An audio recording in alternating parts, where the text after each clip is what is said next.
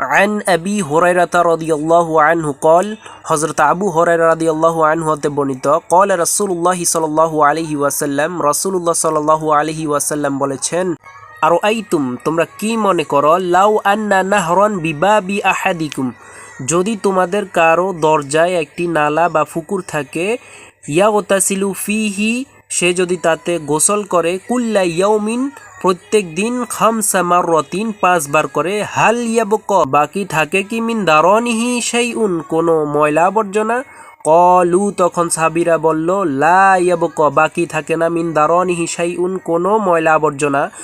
কলা তখন রাসূলুল্লাহ সাল্লাল্লাহু আলাইহি ওয়াসাল্লাম বলেছেন ফাকাযালিকা মাসালুস সালাওয়াতিল খামস এটাই হচ্ছে 5 ওয়াক্ত নামাজের দৃষ্টান্ত ইয়ামহুল্লাহু বিহিন্নাল খতায়া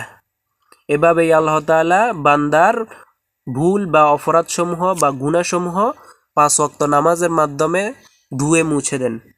এই হাদিসটি হচ্ছে বুখারী শরীফের 528 নম্বর হাদিস। এই হাদিস থেকে বোঝা যায় যে বান্দা যত ধরনের গুনাহই করুক না কেন যদি তা সগীরা গুনাহ হয় তাহলে আল্লাহ তাআলা 5 ওয়াক্ত নামাজ পড়ার মাধ্যমে তার গুনাহসমূহ ধুয়ে মুছে পরিষ্কার করে দিবেন। অতএব আমরা জীবনে যত গুনাহই করি না কেন 5 ওয়াক্ত নামাজ কখনোই ছাড়ব না ইনশাআল্লাহ তাআলা।